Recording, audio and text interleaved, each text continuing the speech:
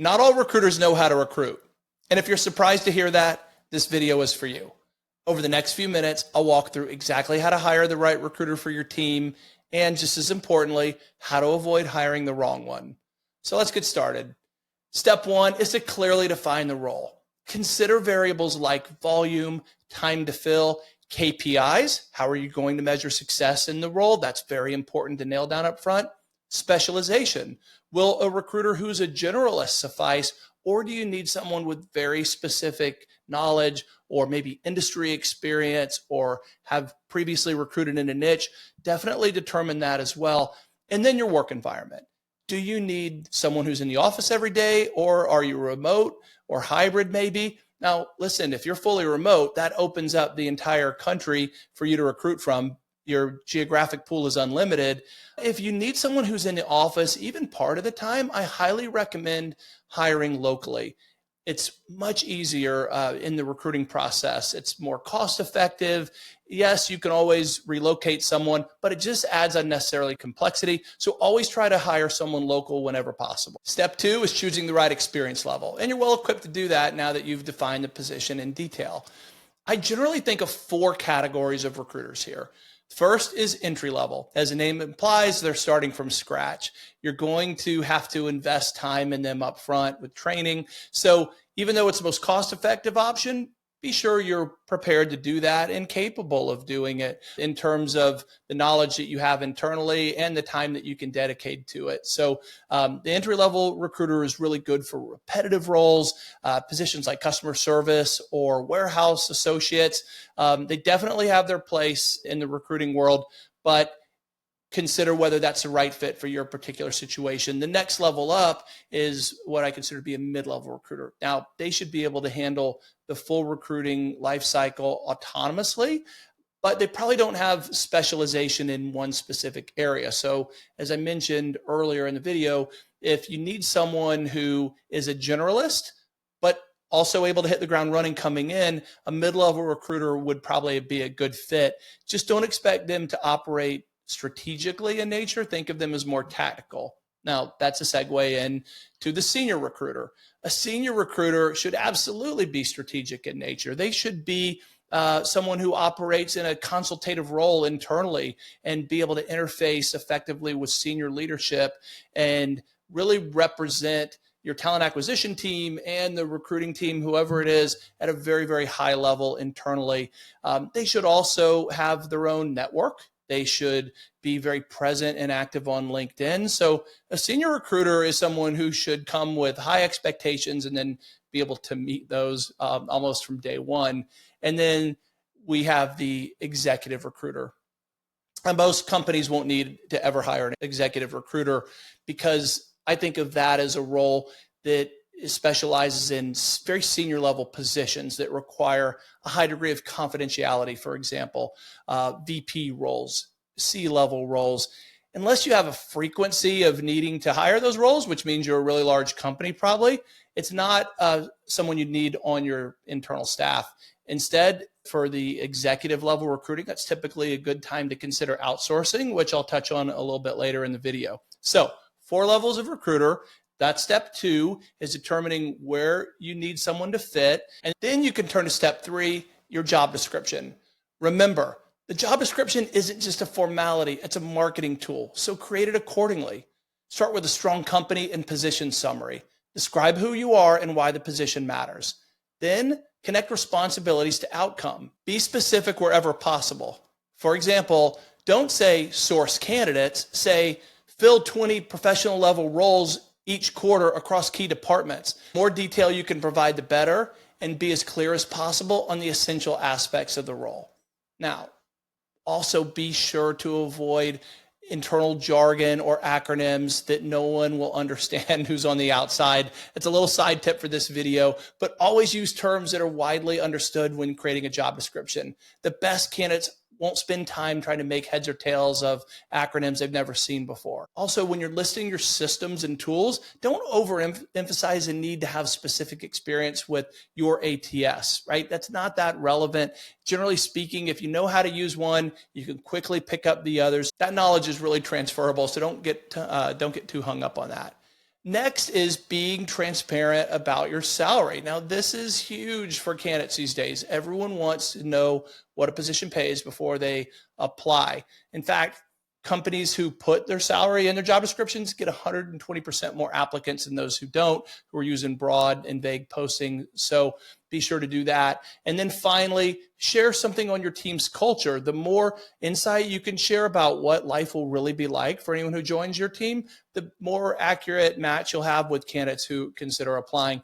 Or I'll specifically say, for the best candidates, right? And that's who you're going after here. So make sure you really share what your company message is all about. You'll find a lot of the best recruiters really take that very seriously, and they won't apply to companies they don't think they'd enjoy working for or want to be part of. All right, once your job description is on point, you're ready to begin sourcing candidates, which is step 4. Don't just post a job and wait for applicants to come to you. The best recruiters are too busy for that. They're not combing through job boards all day. LinkedIn published a report in January actually stating that 75% of recruiter hires begin through direct outreach. So let that sink in.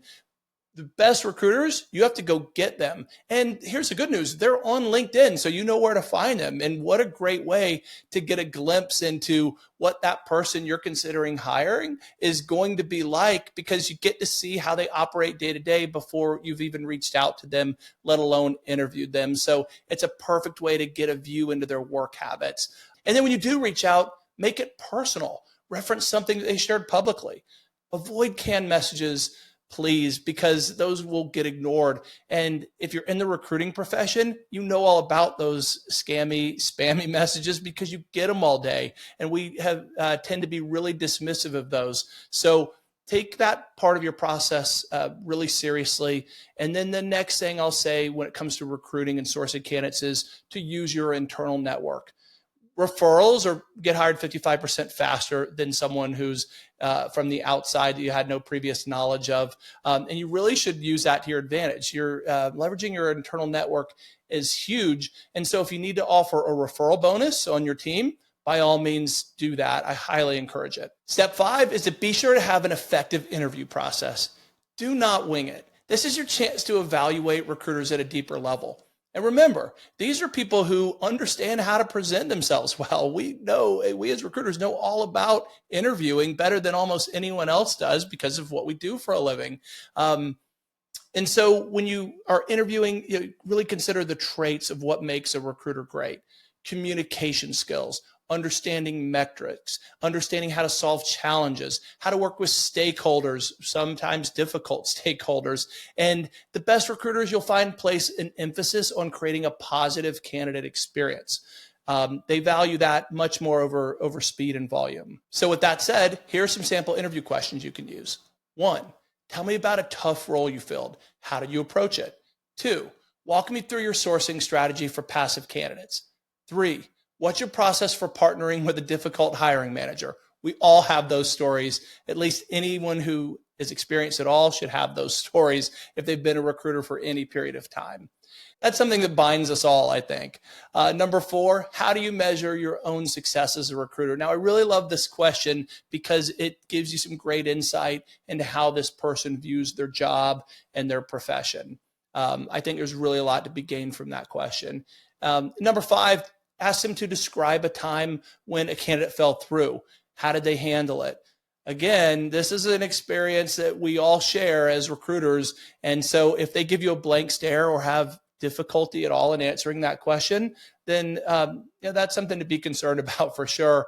And then the last question I think is just great for a recruiter interview is to ask them to describe their sourcing methods, how they approach sourcing, and then why they approach it a certain way. You'll just learn so much from that question. Now, I'd be remiss if I didn't share some red flags to look out for.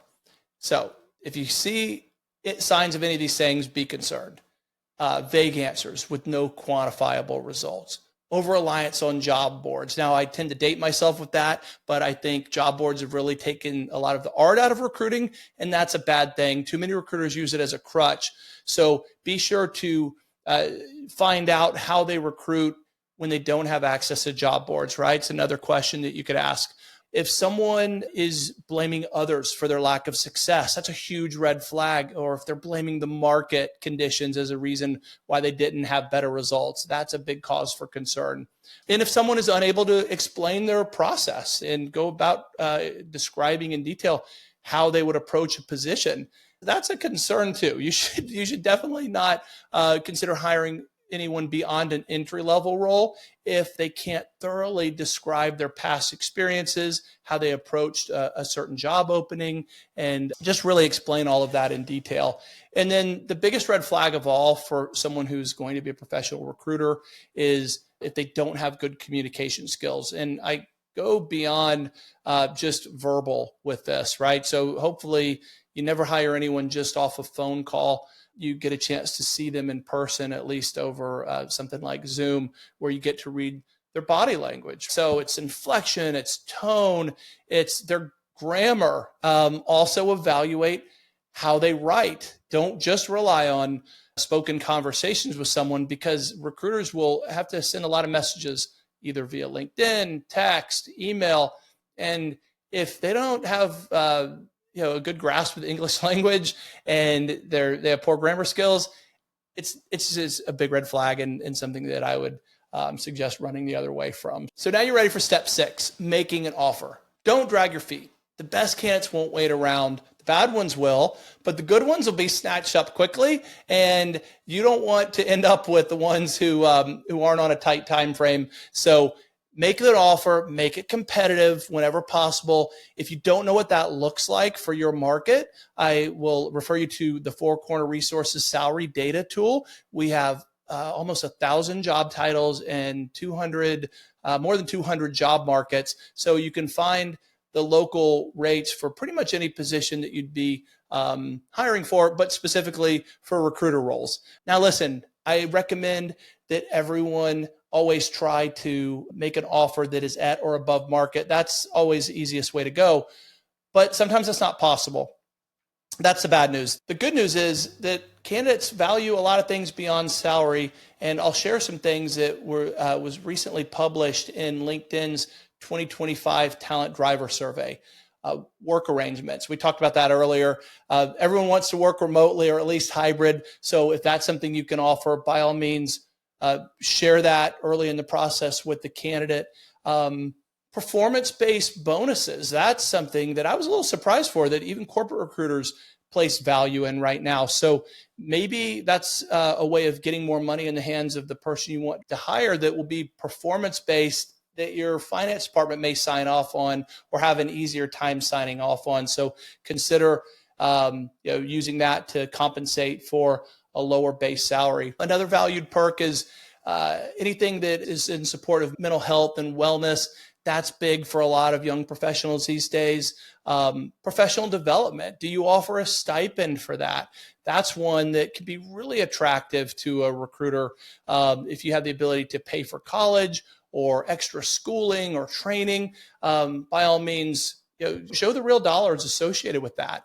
And then the last thing I picked up on from the survey was that a lot of candidates really want to know what their career opportunities look like in the future if they join your team. And that's pretty prevalent right now for candidates who have seen a lot of their peers and friends laid off who are in recruiting. That's happened a lot over the past couple of years. And so they want to know that they can feel secure in the next job that they move into these days, especially the great recruiters. That's who we're talking about here, right? Not people who are just desperate for a job.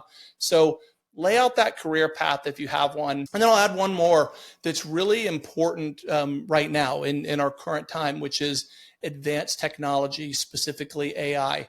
Smart recruiters right now are leveraging AI or trying to figure out how to.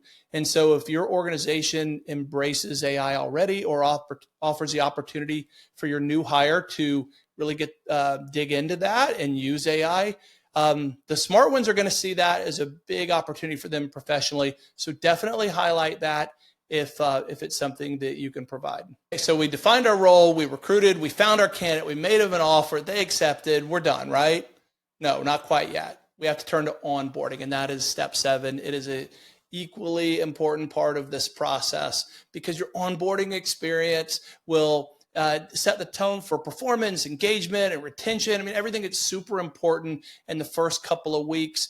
You really want to find a way to provide structure from day one. I'll quote from a Gallup survey that came out earlier this year that employees who strongly agree that they had an exceptional onboarding experience are nearly 3 times more likely to say they feel prepared and supported in their role. And guess what? Candidates or employees who feel supported are employees who will stay. So conversely, a poor handoff will kill momentum before it even starts. So make sure you have a 30, 60, 90-day onboarding plan. It should include some clear milestones for learning, meeting key stakeholders, setting up your new hire to work on their own, understanding your job requirements, how all of your internal systems flow, give them access to ATS platforms and all your communication tools. They need to have meetings with HR, the entire department. They need to meet all the right department heads.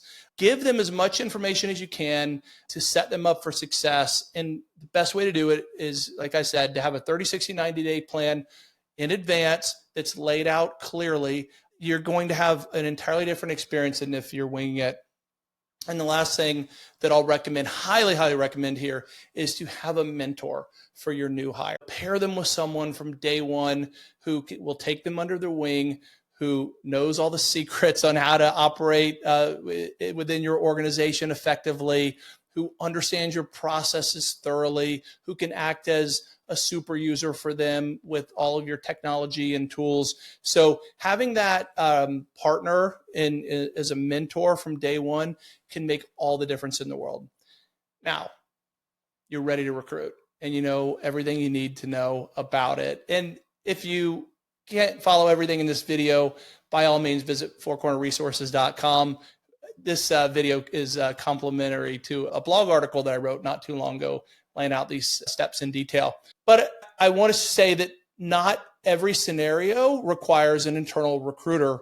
And there are times where it makes sense to leverage a third party, like my company, Four Corner Resources.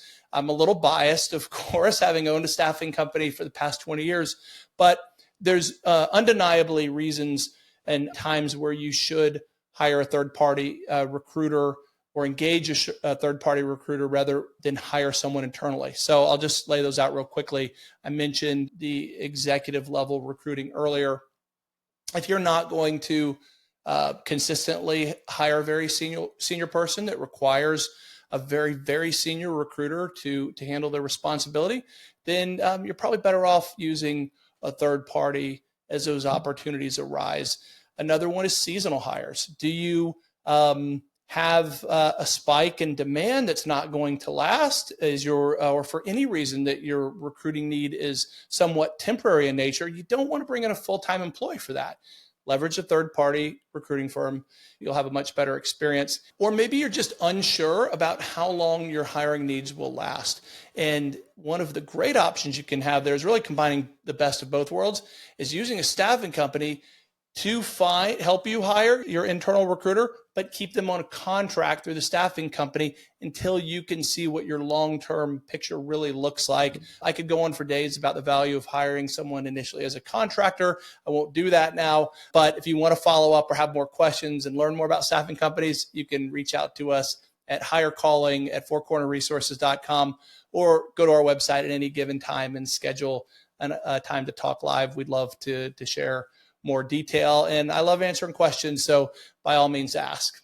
And that's it. So now you know how to hire a recruiter. You also know at times there's an option to leverage some outside help. And thanks for listening. I hope you liked what you heard today. And if you did, please like the video and subscribe to the channel. Thanks. Talk soon.